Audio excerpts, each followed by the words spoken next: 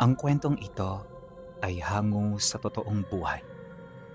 Karanasan ito ni Ridon. Taong 1960, Matalom, Leyte.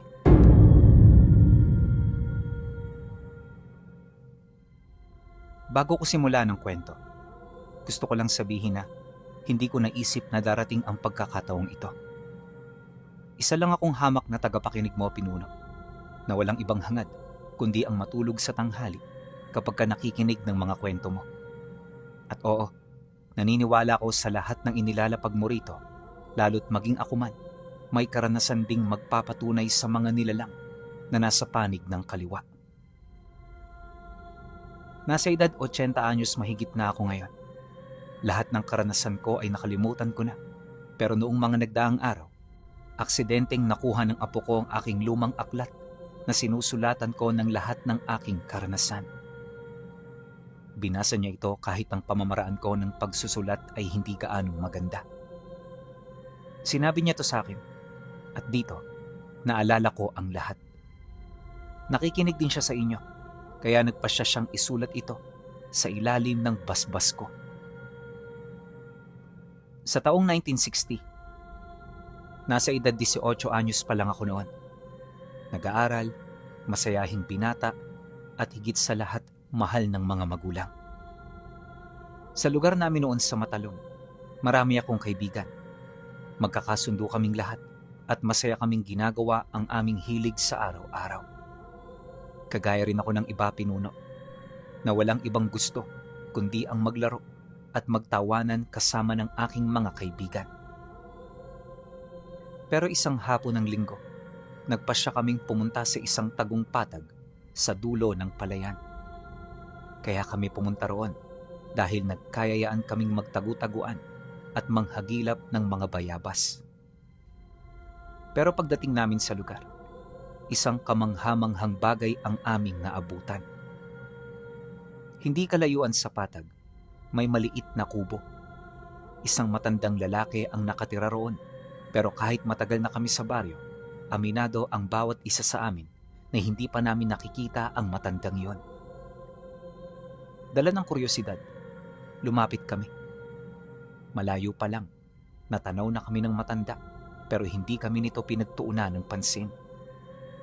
Patuloy lang ito sa pagdidilig ng halaman na para bang walang nakitang kabataan.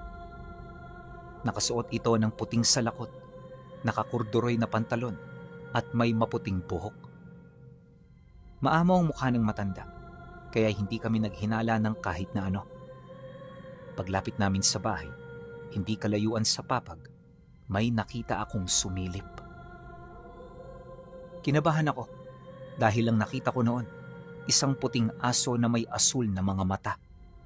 Mahaba ang buhok at katangi-tangi ang tindig nito kumpara sa mga asong nakikita ko sa bayan. Nang masipat kami ng matanda, kaagad kami nitong pinapasok. Inabutan ng isang bungkus ng saging at tubig na sinalok lang nito sa bukal. Alam ba ng mga magulang nyo na paparito kayo? Kayong mga bata talaga, hindi marunong matakot. Mag-iingat kayo sa pag-uwi ninyo. Maraming ahas dyan sa palayan. Bungad na wika ng matanda. At nang marinig ko ito, hindi ako nagdalawang isip sumagot sa kanya. Manong, sino ho pala kayo? Kakalipat nyo lang po ba rito? Hindi pa po namin kasi kayo nakikita sa baryo eh. At inaasahan po namin na walang naninirahan dito. Matagal na ako rito, Apo. Mga binata pa ang tatay ninyo. Dito na ako nakatira. Marahil kaya hindi nyo pa ako nakikita ay dahil madalang lang akong bumaba. Lahat ng kailangan ko nandito na. Kaya hindi ako bumababa ng baryo kung wala naman ako roong kailangan. Siya nga pala. Berting ang pangalan ko. Masaya kong makilala ka, Ridon. Nang marinig ko ang sagot ni Tandang Berting, hindi ko maiwasang mapansin ang malakas na tibok sa dibdib ko. Marami akong gustong itanong sa matanda dahil sa tono ng pananalita nito Parang kilalang kilala niya ako. Napakaamo rin ng boses niya. Yun bang parang wala itong kakayahang gumawa ng masama. Pero syempre, dahil nga sa mga binata pa kami, hindi namin ito pinansin. Kumain lang kami doon saglit, tsaka nagpaalam. Naglaro kami roon ng ilang minuto bago kami umuwi. Ngunit sa pag-alis namin, ramdam ko na naiwan sa lugar na yon ang puso ko. Gusto kong bumalik at sa pagkakataong yon, gusto ko wala na akong kasama. Dumaan ang mga araw. Hindi na nawala sa isip ko si Lolo Berting. At habang pinipilit kong tiisin na wag doong bumalik, tila bang mas lalong tumitindi ang kagustuhang nararamdaman ko. Hanggang sa tumungtong ang araw ng Martes. Nagulat na lamang ako nung hapon nang mapansin ko ang aking sarili na naglalakad na sa palayan patungo sa kanyang tahanan. Pagdating ko sa lugar, nakita ko si Tandang Berting na nagbibinyag pa rin ng kanyang mga halaman. Bagaman luma ang kubo, ramdam ko ang matinding kapayapaan na bumabalot dito. At kahit payak ang pamumuhay, may isip mong may tinatago itong yaman. Nang makita ko siya, kagad akong lumapit.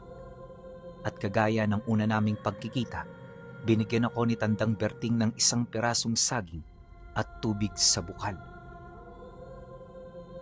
Tatay Berting, bakit ho ito palaging pambungad niyo sa akin? Nang marinig ito ng matanda, napangiti yun habang sumasagot ng mahinahon. Yan ang pagkilala ng aking mga kaibigan sa aking kaibigan.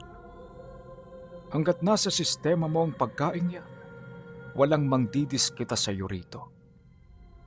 Alam mo kasi, Apo, ang lugar na ito'y hitik sa buhay. Marami ritong nilalang na hindi nakikita ng mga ordinaryong mata. Kaya para hindi magkasakit at mapagdiskitahan ang aking mga bisita, pinapakain ko sila niyan.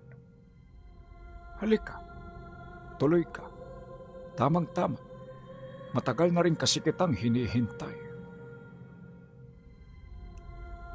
Matapos ang aming pag-uusap, kagad na kaming pumasok. Pagbukas pa lang nito ng pinto, isang napakabangong simoy ng hangin ang bumungad sa akin. Para itong mamahaling pabango na binuo ng kalikasan. Wala akong ideya kung ano ito, pero yung amoy na yon, nanuot hindi lang sa aking katawan, kundi sa kaluluwa ko. At sa puntong yon, kumpirmado ko na sa aking sarili na ang matandang yon ay may kakaibang hiwaga. Isang hiwaga na hindi ko pa nauunawaan. Sa bungad ng sala, may maiksing pasilyo akong nakita. Bawat parte ng pasilyo ay may mga nakasinding kandila at bawat parte ng dingding ay kapansin-pansin ng mga tuyong lamang dagat at mga halamang nakasabit. Sa dulo ng pasilyong yon, may nakita akong altar na bato. Nakadikit ito sa likod ng bahay kung saan naroon ang lupa na dinadaluyan ng bukal. Nakakonekta ang bukal sa mga bato ng altar at ang tubig na dumadaloy doon ay patungo sa banga na pinag-iinuman ni Tandang Berting. Sa buong buhay ko pinuno, sa lugar na yun pa lang ako nakakita ng ganoong altar. Maniwala man kayo o hindi, kulay puti na may mga lumot ang batong altar. Sa ibabaw nito ay parang may maliit na bundok na kung saan may nakatayong rebulto ng isang nilalang na may pakpak at may hawak na espada. Arkanghel yon ayon kay Lolo Berting. At sa ibaba ng bato, may isang parang maliit na sapa at sa ilalim ay may mga bato. At may isang kakaibang bagay na nakabaon doon. Ang sabi sa akin ni Lolo Berting, yon ang espada ng Arkanghel. Ginagamit niya ito kapag may kaaway siya. Hindi tao, kundi nilalang na mas makapangyarihan pa rito. Nang makita ko ito, nagdulot ito ng matinding palaisipan. Hindi ako noon makapagsalita dahil yung bibig ko parang natikom dulot ng matinding pagkagulat at paghanga. Maya-maya pa, ang katahimikan sa loob ng bahay ay biglang nagambala nang may isang boses ng lalaki kaming narinig na sumisigaw mula sa labas.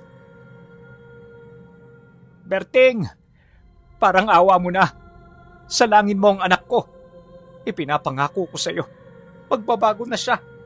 Hindi na siya manghahamak at papatay ng tao. Daing ng isang boses. Nang marinig namin ito, kaagad kaming lumabas. Si Lolo Berting ay pinanatili ako sa loob ng pinto na para bang pinag-iingat niya ako.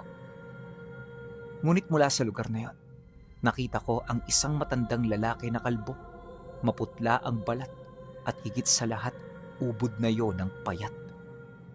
Ni hindi ko nga alam kung papaano pa nito nagagawang lumakad ng malayo. Kaagad akong nakita ng matanda, subalit kaagad din itong ibinalik ang kanyang tingin kay Lolo Berting. Nang magkaharap na silang dalawa, bigla itong lumuhod at dumaing habang nagmamakaawa. Sa estado ng taong yon, mukhang takot na takot ito. Pilit itong nagsusumamo kahit wala pa namang ginagawa si Lolo. Hanggang sa marinig ko na itong nagsalita.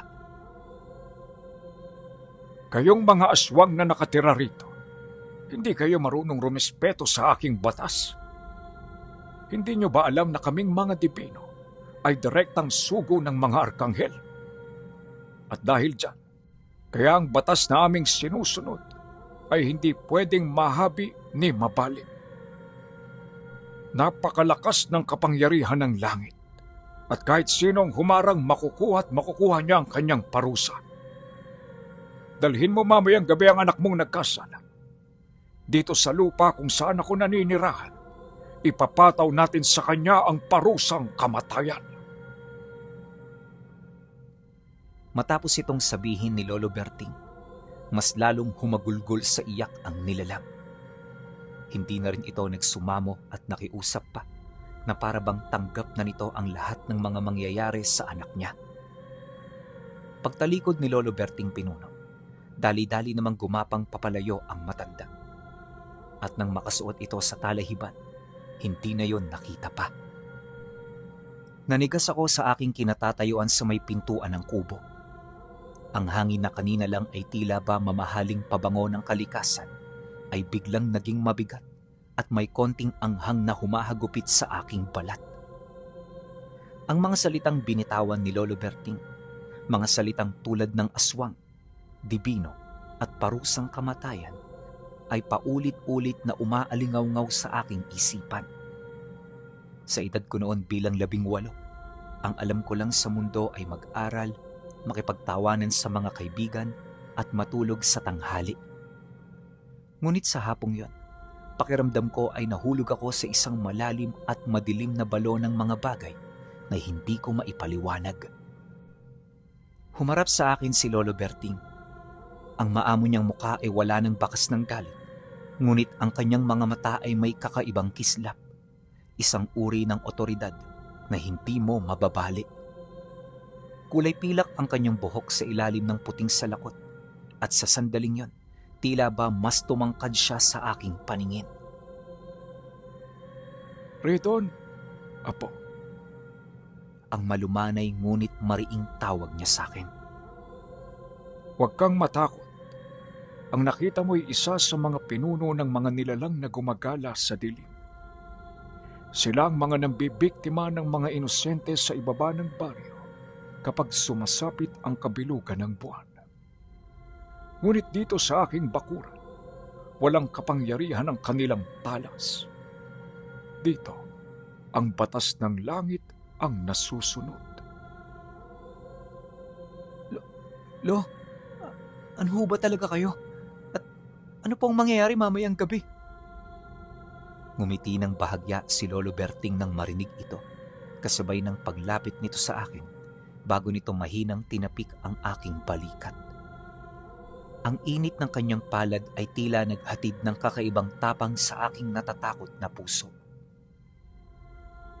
Ako ay isang mamamayan lamang sa mundong ito. Katulad mo.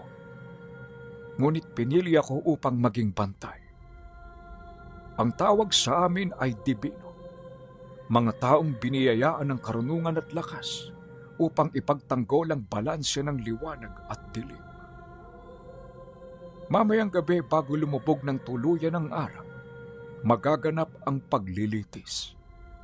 Ang dugong nabuhos ng anak ng aswang na iyon ay hininga ng katarungan. Matapos ko itong marinig, napatingin na lang ako sa labas. Papalubog na ang araw at ang kulay kahil na langit ay unti-unting nilalamon ng madilim na asul at lila. Dapat na akong umuwi. Alam kong nag-aalala na ang aking mga magulang sa baryo. Pero may kung anong kapangyarihan ang humihila sa akin na manatili. Ang aking lumang aklat, ang tala-arawan na pinagsulatan ko ng kwentong ito, ang naging saksi sa aking desisyon sa gabing yon. Nagpasya kong hindi umalis. Nais kong makita ang katotohanan. Bago mag-alas 7 ng gabi, inutusan ako ni Lolo Berting na maupo sa isang sulok ng sala, malapit sa pasilyong may mga kandila. Binigyan niya ako muli ng isang basong tubig mula sa bukal at pinaalalahanan na wag akong lalabas ng bahay anuman ang aking marinig o makita. Ang tubig na yan ang magsisilbing kalasag ng iyong kaluluwa. Pumasok si Lolo Berting sa dulo ng pasilyo, doon sa tapat ng puting altar na bato na may lumot. Mula sa aking pwesto, kitang-kita ko ang kanyang mga galaw. Nagsinti siya ng karagdagang 7 kandilang kulay pula at puti. Ang tubig na dumadaloy mula sa bukal patungo sa banga ay nagsimulang gumawa ng isang kakaibang tunog. Hindi na ito isang simpleng agos ng tubig, kundi parang isang banayad na bulong. Parang may kinakantang orasyon sa wikang hindi ko maintindihan. Pagkatapos, lumuhod si Lolo Berting sa harap ng rebulto ng arkanghel na may hawak na espada. Itinaas niya ang kanyang 2 kamay at nagsimulang mag-usal ng dasal. Sa bawat salitang lumalabas sa kanyang bibig, ang apoy ng mga kandila ay sumasayaw ng sabay-sabay kahit walang hangin sa loob. At doon ko nakita ang pinakamagandang bagay na hindi ko malilimutan habang ako'y nabubuhay. Ang kakaibang bagay na nakabaon sa ilalim ng maliit na sapa sa ibaba ng altar, ang tinatawag niyang espada ng arkanghel, ay nagsimulang manginig. Ang liwanag nito ay hindi masakit sa mata. Ito ay kulay asul at puti, na tila ba nagniningning na bituin na nakalubog sa malinaw na tubig. At sa tabi ng altar, ang puting aso na may asul na mata ay tahimik na nakaupo, nakatitig sa kawalan, tila naghihintay din sa pagdating ng mga hahatulan. Nang sumapit ang alas 12 ng gabi, ang katahimikan ay biglang nawasak. Narinig ko ang kaluskos ng mga dahon at talahiban sa labas ng kubo. Ngunit hindi ito kaluskos ng ordinaryong hayop.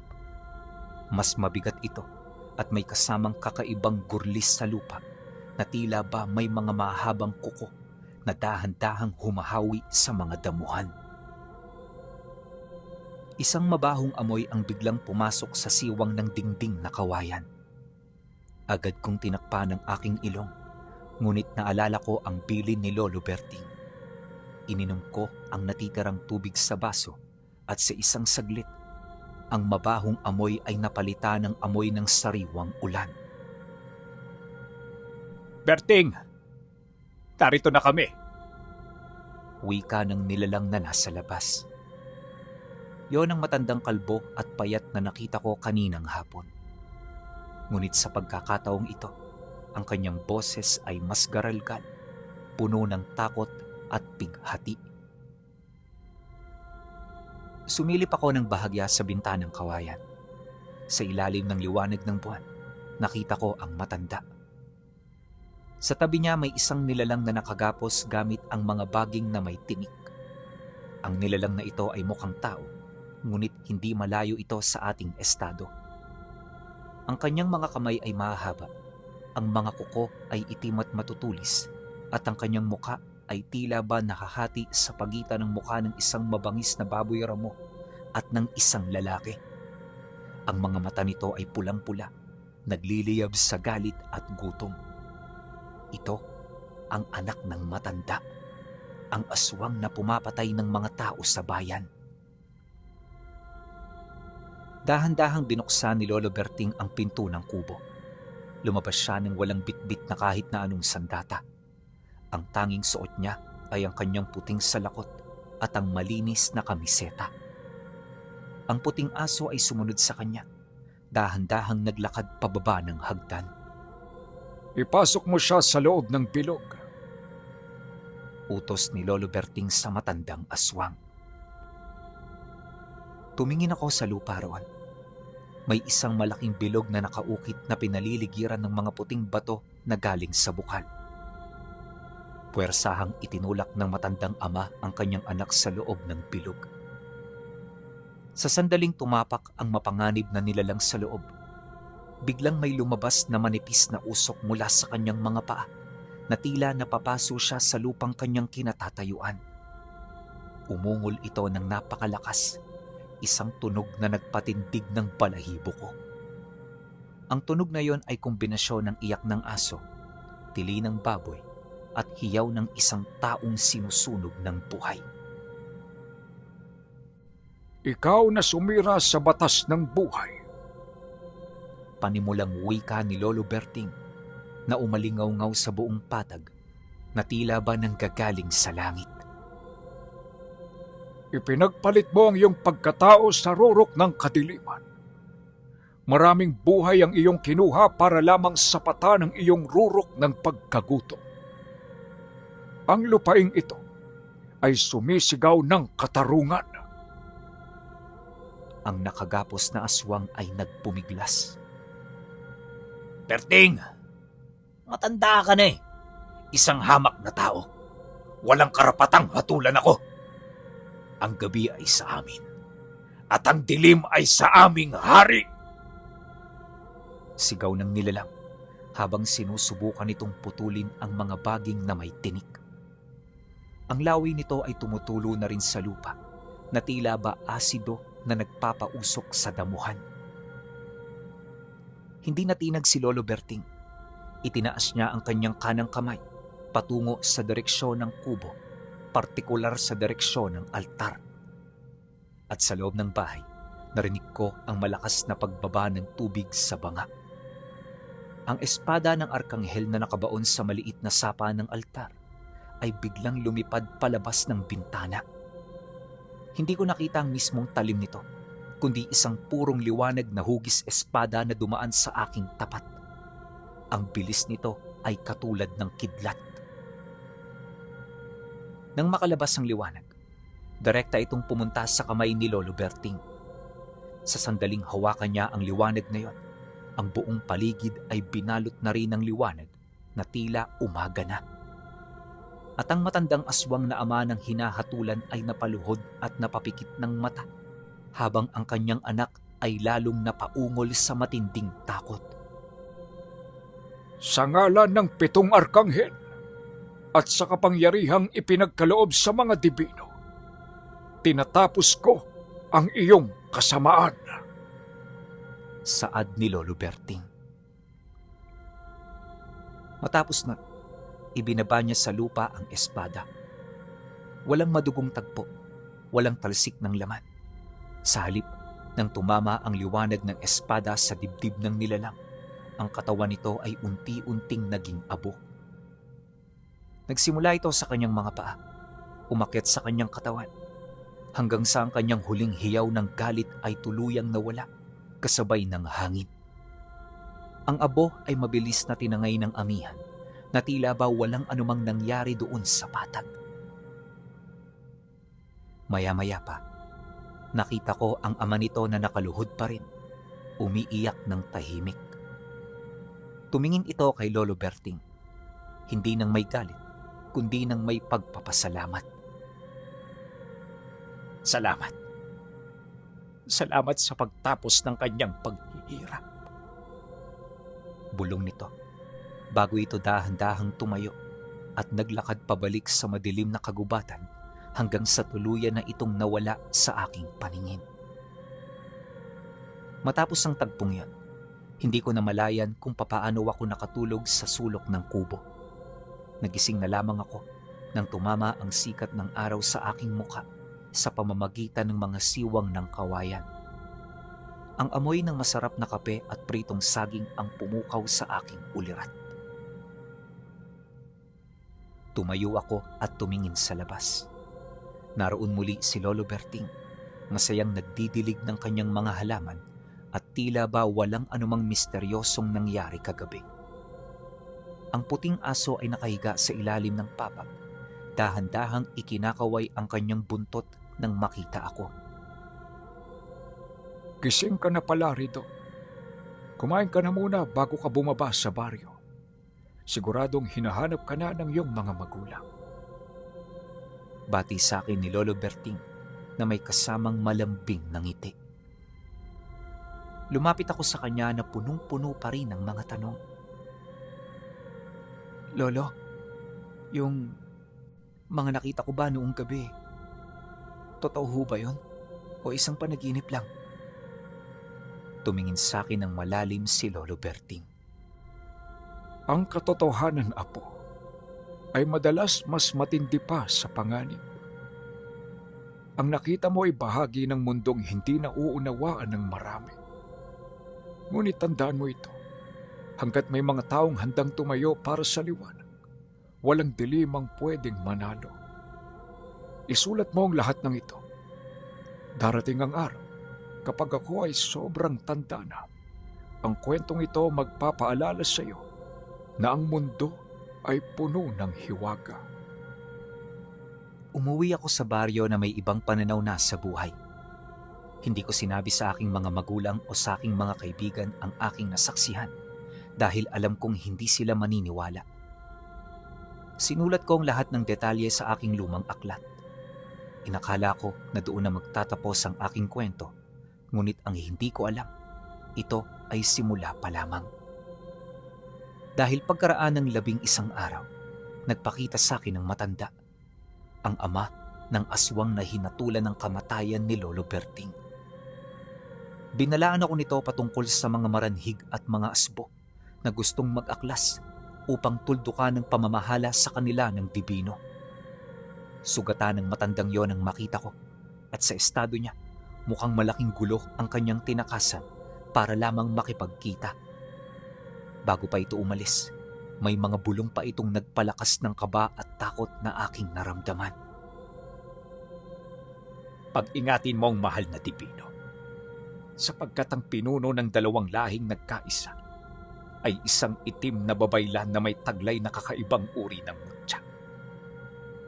Hindi ko pa ito nakita ng personal, pero sabi ng mga kakilala ko, ang nilalang na yon ang bumubuhay sa maranhig na kanyang naging tagasunod. Ilang milya pa ang layo niya rito sa ating lugar.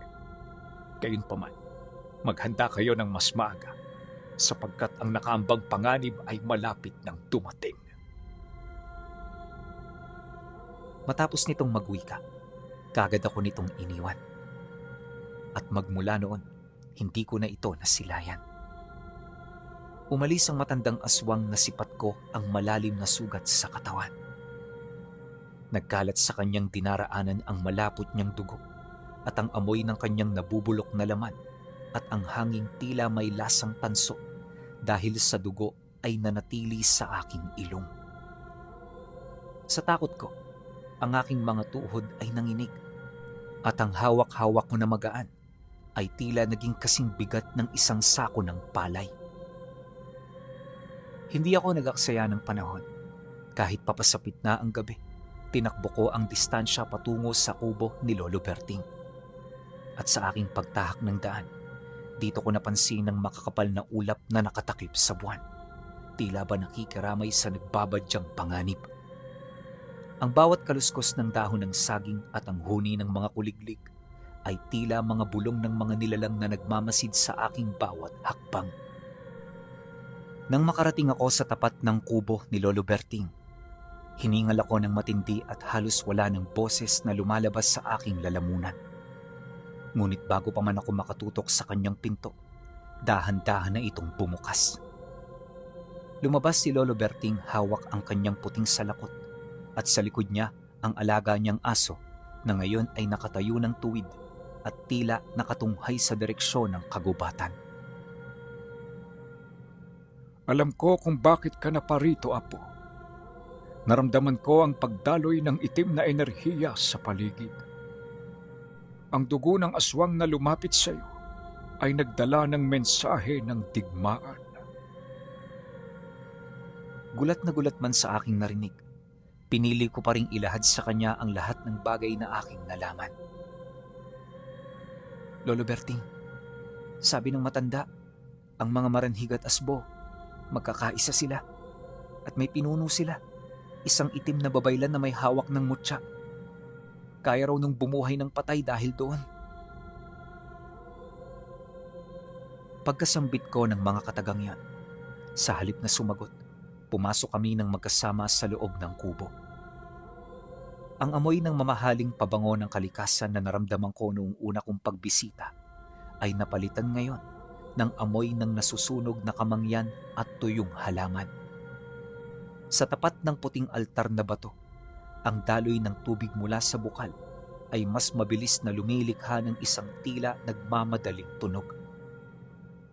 Naupo si Lolo Berting sa kanyang papag at tumingin sa akin ng malalim. Ang maranhig. Sila ang mga aswang na hindi mamamatay-matay dahil sa kanilang mga sumpa. Ang kanilang mga balat ay kasing tigas ng balat ng kalabaw at ang kanilang mga kuko ay punong-puno ng lason. Ang mga asbo naman ay mga aswang na nag-aanyong malalaking aso na may kakayahang dumaan sa mga anino. Kung ang dalawang lahing ito ay magkakaisa sa ilalim ng isang itim na babaylan, ibig sabihin ay nakuha na nila ang mutya ng alimpuyo. Dagdag pa ni Lolo Berting na ang mutyang yon ay isang sinaunang hiyas na nagbibigay kapangyarihang kontrolin ng mga kaluluwang ligaw at buhayin ang mga bangkay. Naramdaman ko ang malamig na hangin na pumasok sa mga siwang ng dingding na kawayan. Ang aking pananampalataya at tapang ay sinusubok. At sa edad kong yon, ang tanging alam ko lang ay mabuhay ng payak. Ngunit ngayon kasama ko ang isang bibino na siyang huling linya ng depensa ng aming bayan laban sa mga kampo ng kadiliman. Sa paglalim pa ng gabi, ipinaliwanag sa akin ni Lolo Berting ang lihim na kasaysayan ng lupain. Noong unang panahon, bago pa man dumating ang mga Kastila sa Leyte, may mga taong pinili ng langit upang maging tagapangalaga ng balanse ng kalikasan. Sila ang mga dibino. Hindi sila mga salamangkero o engkanto. Sila ay mga tao na binigyan ng basbas at karunungan upang gumamit ng mga banal na kasangkapan tulad ng espada ng arkanghel at iba pa. Ang itim na babaylan na tinutukoy ng matandang aswang ay si Oray. Dati siyang manggagamot, disipulo rin ng isang dibino. Ngunit dahil sa kasakiman sa kapangyarihan at paghahangad na hindi siya mamamatay, nag-alay siya ng dugo sa mga Diyos ng ilalim. Ninakaw niya ang mutya at nagsimulang mag-alaga ng maranhig. Matagal ko nang naririnig ang tungkol sa kanya, subalit hindi ko inisip na darating ang puntong ito na mangangaas siyang pumasok sa aking nasasakupan. Riton, ang digmaang ito ay hindi lamang para sa kaligtasan ng matalo. Ito ay laban para sa kaluluwa ng lupain.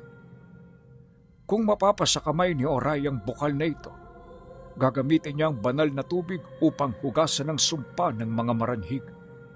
Hindi upang sila'y palayain, kundi upang gawin silang immortal at walang kamatayan. Doon magsisimula ang totoong kadiliman na lalamon sa ating lahat. Hindi ako nakapagsalita. Ang hawak kong panulat noong gabing yon ay nanginginig habang isinusulat ko ang bawat salitang lumalabas sa kanyang bibig. 4 na araw matapos ang babala ng matandang aswang, naramdaman na namin ang unang pagbabago sa paligid. Ang mga palayan na dati ay luntian at hitik sa buhay ay nagsimulang matuyo. Ang hangin na pumapasok sa patag ay may kasamang amoy ng nabubulok na laman at dugo. Noong hapon ng Biyernes, inutusan ako ni Lolo Berting na kumuha ng 7 puno sa sisidla na tuyong dahon ng makahiya at ugat ng saging. Sa tulong ng kanyang puting aso, ay mabilis kong nahanap ang mga kinakailangan. Nga pala, ang pangalan ng asong yon ay Bantay. Si Bantay ay tila may sariling isip. Tinuturo niya sa pamamagitan ng kanyang kahol ang piling mga halaman na may basbas ng liwanag. Pagbalik sa kubo, nadatnan ko si Lolo Berting sa tapat ng puting altar. Ang espada ng Arkanghel na nakabaon pa rin sa lupa sa ilalim ng umaagos na bukal ay mas lalong nagliliyab. Ang asul at puting liwanag nito ay tila pumipintig, sumasabay sa tibok ng puso ng kalikasan. Redon, ang usok na ito ang magsisilbing bulag sa mga aspo. Hindi nila makikita ang daan patungo sa kubo hanggat ang usok na ito ay may talas ng panalangin. Ngunit ang mga maranhig, ang mga yon ay hindi umaasa sa paningin. Amoy ng takot at buhay ang kanilang hinahanap. Wika niya habang inilalagay ang mga tuyong halaman sa isang palayok na may nagniningas na kamangyan. Inabutan niya ako ng isang maliit na sisidla na gawa sa kawayan. Sa loob nito ay may langis na kulay ginto na may mabangong simoy na katulad ng pabango ng kalikasan na naamoy ko noong unang araw. Ipahid mo yang sa iyong mga pulso at leeg. Yan ang langis ng salve, ang magpapakubli sa iyong presensya mula sa mga kampo ni Oray. Ano man ang mangyari mamayang gabi, manatili ka sa loob ng pasilyo. Ang altar ang pinakaligtas na lugar sa mundong ito. Eksaktong 10:00 ng gabi, nawala ang buwan. Isang makapal at itim na ulap ang lumamon sa buong langit at ang mga kuliglig na dati walang tigil sa paghuni ay biglang natahimik. Ang buong patag ay binalot ng isang nakakabinging katahimikan. Tsaka namin narinig ang unang kahol. Hindi ito kahol ng asong gala. Ito ay isang malalim, garalgal at tila nang gagaling sa ilalim ng lupa na ungol. Mula sa siwang ng bintanang kawayan, nakita ko ang mga anino sa gilid ng talahiban na nagsisipaggalaw.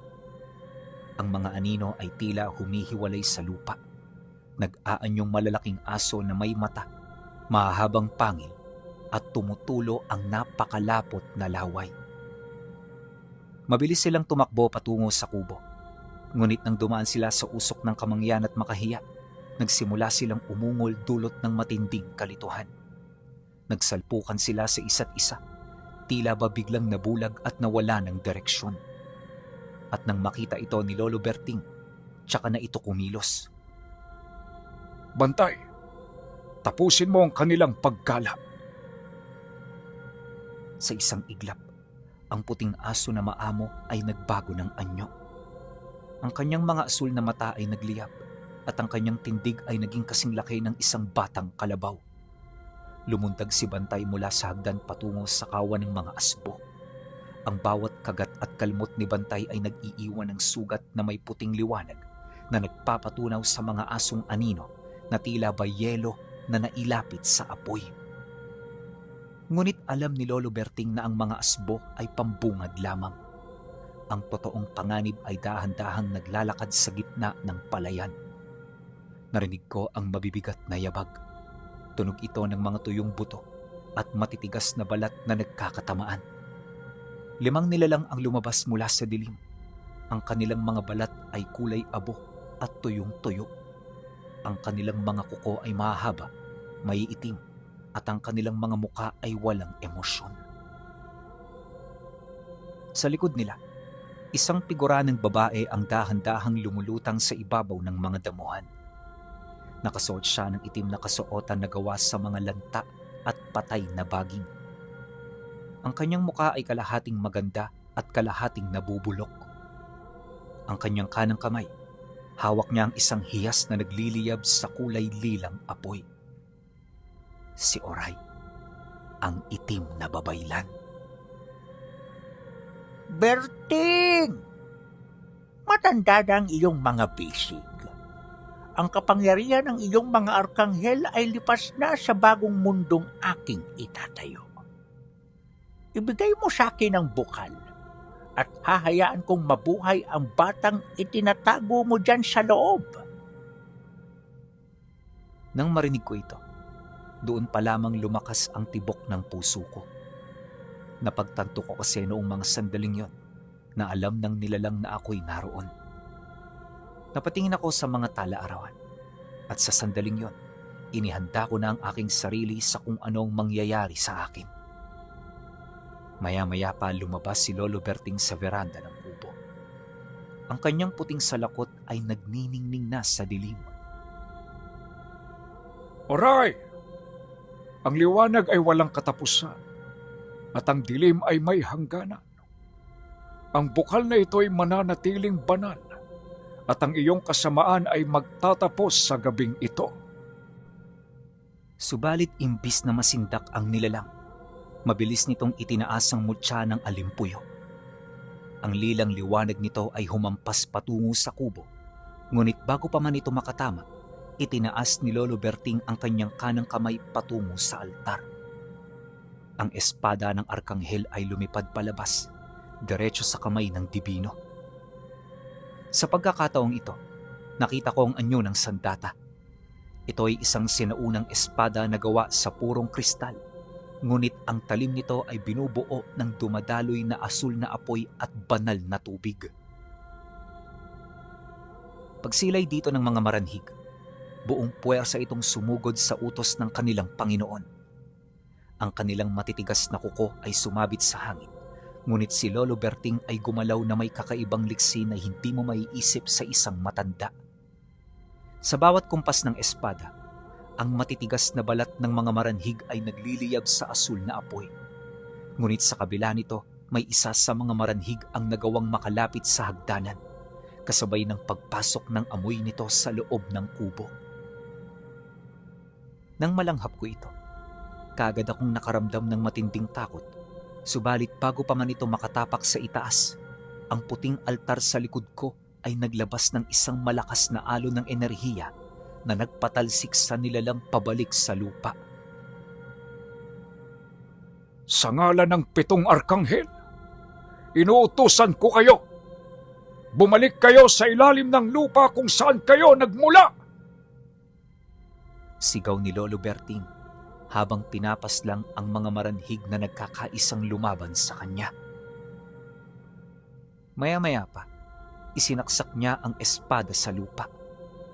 Isang malaking bitak ng asul na liwanag ang gumapang sa buong paligid. Ang mga maranhig na tinamaan ng liwanag ay nagsimulang magsisisigaw, dulot ng matinding sakit habang ang kanilang katawan ay nagiging abo, unti-unting tinatangay ng hangin tulad ng nangyari sa anak ng aswang noon. Nang makita ni Oray na nauubos na ang kanyang mga tagasunod, ang kanyang mukha ay napuno ng galit. Sinusubukan niyang gamitin ang mutya upang buhayin muli ang mga abo, ngunit ang asul na liwanag mula sa espada ng dibino ay mas mabilis. Kalaunan, isang kidlat ng liwanag ang humampas diretso sa hawak nitong hiyas. Isang malakas na pagsabog ang naganap. Ang mutya ng alimpuyo ay nadurog sa libu-libong piraso ng lila at itim na kristal. Kasabay ng pagkadurog ng hiyas, si Oray ay nagpalabas ng isang huling tili ng pighati. Ang kanyang anyo ay unti-unting naging isang itim na usok na mabilis na lumipad patungo sa hilaga, papasok sa mas malalim na kagubatan. Hindi pa itong huli, Berting. Babalik ang dilim. Ang huling bulong ng usok bago ito tuluyang nawala. Nang matapos na ang labanan, ang buong patag ay muling binalot ng katahimikan. Ang mga maitim na ulap sa langit ay dahan-dahang nahawi at ang liwanag ng buwan ay muling sumikat na tila ba nagbibigay ng parangal sa tagumpay ng liwanag. Hindi nagtagal, Pumasok na si Lolo Berting sa loob ng kubo at ang espada ng arkanghel ay muli niyang ibinalik sa bukal ng puting altar. Nang makita ko ito, kaagad akong lumapit sa kanya. Panatag na noon ang puso ko dahil ang buong akala ko tuluyan ng nawakasan ng dibino ang kadiliman. Subalit nang magkaharap kaming dalawa, nakita ko sa kanyang mukha ang kawalan ng tuwa. Hindi masaya si Lolo Berting noong mga sandaling yun. Animoy marami siyang iniisip. Kaya bago pa man ako lamunin ng mga katanungan, naglakas loob akong magsalita. Lolo, bakit parang hindi kayo masaya? May problema ho ba? Nang marinig ito ng dibino, napabuntong hininga lang naman ito. Hindi ito kaagad nakapagsalita na para bang marami itong iniisip. Hindi ngayon ang panahon ng pagbubunyi, Apo. Ang pagkamatay ni Oray ay hindi nangangahulugan ng wakas. Maaari itong magdulot ng pansamantalang kapayapaan, pero hindi yun magtatagal. Ang kanyang mutya ay kumalat sa hangin, at nasisiguro ko na maghahanap ito ng panibagong Panginoon. At para maiwasan ang pagdami ng bilang ng mga mabibiktima ng mutya, kailangan nating maglakbay sa mga karatig lugar. Umuwi ka bukas ng madaling araw. Maghanda ka, dahil kinahapunan susunduin kita. Ikaw ang magiging kasama ko sa paglalakbay na ito. Tiwala ako sa iyo rito, kaya wag mo akong bibiguin. Nang marinig niya ito, hindi niya maiwasang mag-alala. Batid niya ng ganoong plano ay hindi magiging madali, lalo pat naniniwala siya na hindi siya pahihintulutan ng kanyang ama na makiisa sa ganoong misyon. Huwag mong alalahanin ang iyong pamilya, sapagkat ako na ang bahala sa kanila. Marami ka nang nakita, kaya huwag ka nang magtaka sa mga milagrong dala ko. Nang marinig ko ang huling sinabi ni Lolo Berting, tila ba nawalan ng bigat ang puso ko. Ang takot na kanina lang ay nagpapanginig sa aking mga tuhod ay napalitan ng isang malalim na pagtanggap. Tama siya. Marami na akong nakita. Mga bagay na hindi kailanman papasok sa isip ng isang ordinaryong tao. Ang aking panulat, na noong gabing yun ay nanginginig pa, ay muling humawak ng mahigpit sa pahina ng aking tala-arawan. Dito nagtapos ang unang kabanata ng aking aklat, ngunit dito rin nagsimula ang aking totoong tadhana. Sa utos ng matandang dibino, ipinagpatuloy ko ang pagsusulat ng bawat detalye ng aming naging paglalakbay. Kinaumagahan, bago pa man sumikat ang araw, bumaba na ako ng baryo bitbit ang mabibigat na sikreto ng nagdaang gabi. Pagdating ko sa aming tahanan, sinalubong ako ng aking ina na umiiyak. Yakap niya ang aking ama. Ngunit laking gulat ko nang sa halip na galit o sermon ng aking matanggap dahil sa hindi ko pag-uwi, ay isang mahigpit na yakap ang sumalubong sa akin. Ridon, anak. Bulong ng aking ama na may kapayapaan sa kanyang mga mata. Dumating dito si Tandang Berting kagabi habang natutulog kami. Hindi namin siya nakita, ngunit narinig namin ang kanyang tinig sa aming mga panaginip. Sinabi niya sa amin ang inyong misyon. Natatakot kami, ngunit alam naming nasa ilalim ka ng basbas ng langit. Doon ko napatunayan ang sinabi ni Lolo Berting. Ang kapangyarihan ng isang dibino ay hindi lamang sa espada o pakikipaglaban. Abot din ito ang paggabay sa isip at puso ng mga tao upang mapanatili ang kapayapaan. Eksaktong 3:00 ng hapon, habang ang araw ay unti-unting nagpapadala ng pahabang anino sa mga palayan, nakita ko ang isang figura na naglalakad mula sa dulo ng patag. Suot ang kanyang puting salakot, si Lolo Berting ay dahan-dahang lumalapit sa aming bakuran. Sa tabi niya ay si Bantay, na bumalik na sa anyo ng isang maamong puting aso. Di pa man yun nakakalapit, dito na ako nagpaalam sa aking mga magulang. Humalik ako sa kamay ng aking ama't ina, bitbit ang isang lumang sisidlan ng mga gamit kung saan nakatabi ang aking tala-arawan at humakbang papalabas. Ang misyong iniatang sa akin ay hindi biro. Ang mga peraso ng nadurog na mutya ng alimpuyo ay humalo sa hanging amihan at kung saan man ito bumagsak, nagdadala ito ng salot at muling nanggigising sa mga nilalang na dapat ay tahimik na sa ilalim ng lupa.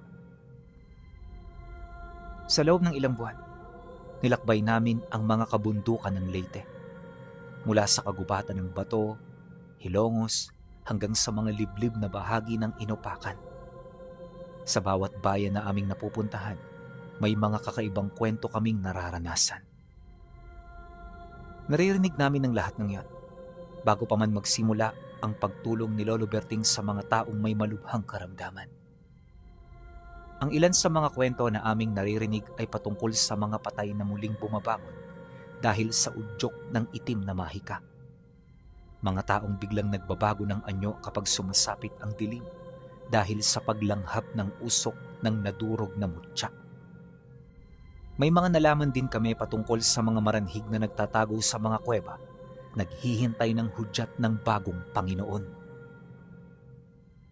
Sa bawat labanan na aming kinakaharap, ako ang nagsisilbing tagahawak ng langis, habang si Lolo Berting, gamit ang espada ng Arkanghel, ay patuloy na nagbabalik ng balanse sa pagitan ng liwanag at dilim. Ako ang naging saksi, ang kanyang kanang kamay, at ang tagapangalaga ng bawat tagumpay at pighati. Ngunit sa lahat ng aming naging paglalakbay, hindi sa lahat ng oras ay umaayon sa amin ang panahon. Di hamak na mas marami ang panganib kumpara sa katahimikan. Hindi kalayuan sa lugar ng Hilongos Pinuno, naganap ang isa sa mga pangyayaring nag-ukit ng takot sa puso ko. Ang lugar na yon ay malayo sa sibilisasyon, at bago pa man kami makarating doon, binalaan ako ng Dibino na mag-iingat. Pagpasok pa lang namin sa gubat, kakaiba na ang simoy ng hangin. Mula roon magbabaybay kami ng ilang milya na aabuti ng isang buong araw kung lalakari ng walang pahinga.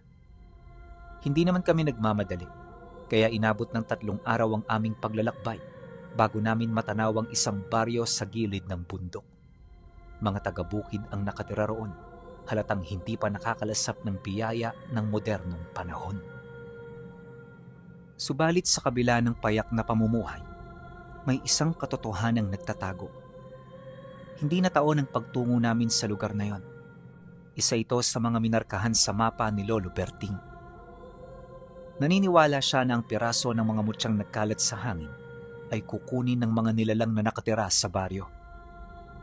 Kung hindi nyo kasi naitatanong, ang mga nakatira roon ay isang tribo ng mga taong sumasamba sa kapangyarihan ng kadiliman. Likas sa kanila ang pagkakaroon ng dugo ng mga gabunan at labis silang nahuhumaling sa pagtuklas ng mga kapangyarihan. Inaasahan na ng Dibino na sasalain ng mga ito ang mutya ng alimpuyo sa oras na magkalat ito sa hangin. Habang pinagmamasda namin ang lugar sa isang mataas at tagong parte ng katabing bundok, nakita namin na abala ang mga tao roon. Lahat sila may kanya-kanyang ginagawa at ang mga boses nila ay halos umabot na sa kabilang lampak. Sa labas ng baryo may mga kalalakihang nakatayo. Hindi ito mga tagapagmasid, kundi sila ang mismong bantay na mandirigma ng tribo. Bagaman unang beses itong makita ni Lolo Berting, inaasahan niya ang ganoong sitwasyon. Alam niya na hindi kami roon makakapasok ng basta-basta nang hindi dumaraan sa isang matinding pakikipaglaban. Lolo Berting, sila na ba ang tinutukoy mo? Nang marinig ito ng Dibino, hindi ito kaagad sumagot. Dahan-dahan niyang inayos ang kanyang puting salakot. At sa ilalim ng takip silim, kapansin-pansin ang mga mata na may kakaibang liwanag. Sa kanyang tabi naroon ang kanyang kasamang aso, si Bantay, ay hindi na rin ang maamong asong nakita ko sa palayan. Ang kanyang balahibo ay nakatindig, ang kanyang tindig ay unti-unting lumalaki, at ang kanyang mga asul na matay nakatitig ng matalim sa mga mandirigma na nasa ibaba. Sila ang tribo ng mga gabunan ridon. Mga dugo sila ng mga sinaunang aswang na nagawang magbalat kayo bilang mga tao. At tama ang aking hinala. Nakuha nila ang pinakamalaking piraso ng nadurog na mutya ng alimpuyo. Ano man ang binabalak nila rito, hindi yon magiging maganda. Matapos ko itong marinig, hindi na ako nagsalita pa. At pagkaraan ng ilang oras, nang dahan-dahan nang bumabalot ang dilim, bigla kaming nakarinig ng malakas na tunog ng tambol na bumasag sa katahimikan ng takip silim. Mula sa gitna ng baryo, isang malaking apoy ang sumiklab. Ngunit ang kulay ng apoy ay hindi kahel o pula. Ito ay kulay lila na naglalabas ng makapal na itim na usok patungo sa langit. Nakita ko ang isang matandang lalaki, ang kanilang pinunong gabunan na nakasuot ng kwintas na gawa sa mga ibon at mabangis na hayop. Itinaas niya ang kanyang dalawang kamay at sa kanang palad nakapatong ang isang piraso ng kristal na nagliliyab sa lilang liwanag. Ang piraso ng mutya ni Oray. Dahil sa aming mga nakita, nagdulot ito ng matinding takot at pag-aalala para sa aking parte. Ngunit para sa Dibino, ito ay simpleng pagsubok lamang. Heto na sila. Hindi na tayo pwedeng magpalipas pa ng oras. Kapag natapos ang kanilang orasyon, ang buong tribong yan ay magiging mga maranhig na hindi namamatay at ang mga mandirigma nila ay magiging mga asbo na lalamon sa karatig bayan. Ano hong gagawin natin, Lo? Tanong ko, habang ang puso ko ay tila gusto nang lumabas sa aking dibdib. Gawin mo ang iyong tungkulin bilang tagahawak ng salve. Manatili ka sa aking likuran. Huwag mong hayaan na matuyo ang iyong pulso ng langis ng salve. Dahil sa oras na maamoy nila ang iyong takot, ikaw ang una nilang lalapain. Sa isang kurap ng mata, bumaba kami mula sa burol. Hindi ko na alam kung paano nagawa ni Lolo Berting na bumaba ng ganong kabilis sa matatarik na bato. Ngunit ang bawat hakbang niya ay tila may dalang sariling hangin. Maya-maya pa, nang marating namin ang bukana ng baryo, agad kaming napansin ng 4 na mandirigmang gabunan. Ang kanilang mga mukha ay biglang nagbago. Ang kanilang mga panga ay humaba. Lumabas ang mga matutulis na pangil at ang kanilang mga balat ay naging kulay abo. Pagatungal ng mga ito, buong puwersa kami nitong sinugod hanggang sa nagkagulo na sa paligid. At dahil nasa balwarte kami ng mga demonyong yon, mabilis nila kaming napalibutan sa lahat ng direksyon. Halos sa bawat tingin ko, may nakikita akong mga aswang napapasunggab. Masyado silang marami kumpara sa aming inaasahan, kaya si Lolo Berting nagpasyang dalihin ng laban sa gubat. Naisip niya na yon ang pinakamagandang plano para maprotektahan ako at para mabawasan ang mga nilalang na umaatake sa lahat ng dako. Ngunit ang ganoong plano ay hindi naging madali. Para lamang makarating kami sa gubat, halos makipagpatintero na kami kay kamatayan. Mabuti na lang, aktibo ang kalasag na ginamit ng Dibino pamproteksyon sa aming 3. Yon ang nagsalba sa amin laban sa mga ataking hindi na namin napapansin. Pagdating namin sa loob ng kakahuyan, hindi kaagad pumasok ang mga gabunan. Ito ang nagsilbing pagkakataon ni Lolo Berting upang buhayin ang natutulog na abilidad ng kanyang espada. Mabilis niya itong itinarak sa lupa at sa loob lamang ng ilang segundo, umusok ang lupang pinaglagakan nito. Naglabas ito ng puting hamog na mabilis na kumalat sa paligid. Napuno nito ang kabuuan ng gubat, kaya ang mga gabunan sa labas medyo nagdalawang isip na pumasok. Ngunit alinsunod sa hudyat ng kanilang pinuno, wala silang nagawa kundi ang sumunod. Tinahak ng mga ito ang daan patungo sa isang lugar na wala silang kamalayan. Inakala nila ang mga hamog na kumalat ay isang simpleng pangkubli lamang, ngunit ang hindi nila alam, isa ito sa pinakamahusay na taktika ng Dibino upang malipol ang ganoong karaming bilang. Pagpasok pa lamang ng unang grupo, ang mga hamog na malapit dito ay biglang naging kawangis ni Lolo Berting. Subalit sa oras na sinunggaban ito ng mga gabunan, mabilis itong babalik sa pagiging hamog. Kaya naman ang mapansin nyo ng mga nilalang, hindi na nila ito pinagtuunan ng pansin hanggang sa ang mga figurang yon ay nagsimula ng umatake. Hindi may pagkakailang mga simpleng hamog lang ang mga ito. Ngunit sa pamamagitan ng dasal ni Lolo Berting, nasasaklawan niya ang mga figura ng kanyang pisikal na anyo at sandata. Subalit kapag inatake ito ng mga gabunan, kusa itong maglalaho. Ganon at ganon ang nangyari sa mga nilalang na yun pinuno hanggang sa magdesisyon ng mga sugatang gabunan na umatras na. Dali-dali silang lumabas ng kakahuyan, ngunit pagdating nila sa hangganan nito, isang malakas na puwersa ang humarang sa kanila. Kaya sa bandang huli, lahat ng mga nilalang na nasa loob ay hindi na nakalabas. Nang mapagtanto ito ng mga gabunan, wala na silang nagawa kundi ipagpatuloy ang kanilang mga misyon hanggang sa isa-isa na silang bumagsak. At nang malipol na yon ng dibino, tsaka nito kinuha ang espadang nakatarak sa lupa. At ang ukang pinaghugutan nito ang humigop sa mga hamog na nakakalat sa paligid. Nang makita naman ito ng mga gabunang nasa labas ng kakahuyan, inakala nila na naabot na ng matanda ang rurok ng kanyang abilidad. Dali-dali itong sumugod papaloob hanggang sa maramdaman nila ang pagsingaw ng lupa. Maging mga puno ay nagpakawala ng kakaibang dagta na paglabas sa katawan nila ay nagiging mga usok. Paglapat nito sa katawan ng gabunan, kagad silang nakaramdam ng matinding sakit na parabang sila'y sinusunog ng buhay. At sa gitna ng kaguluhan, sumugod si Lolo Berting. Mabilis at walang awa para sa kanyang mga kalaban. Buong lakas niya itong pinagpapapaslang hanggang sa malipol niya ang lahat ng pumasok. Kalaunan, matapos nitong maubos ang halos kalahati ng mga gabunan, nagkaroon kami ng pagkakataon na lumabas. At doon, nakita namin ng Panginoon ang mga nilalang na siyang nangangalaga sa piraso ng kapangyarihan ni Oray. Ang ginawa mo, Dibino, ay walang kapatawaran.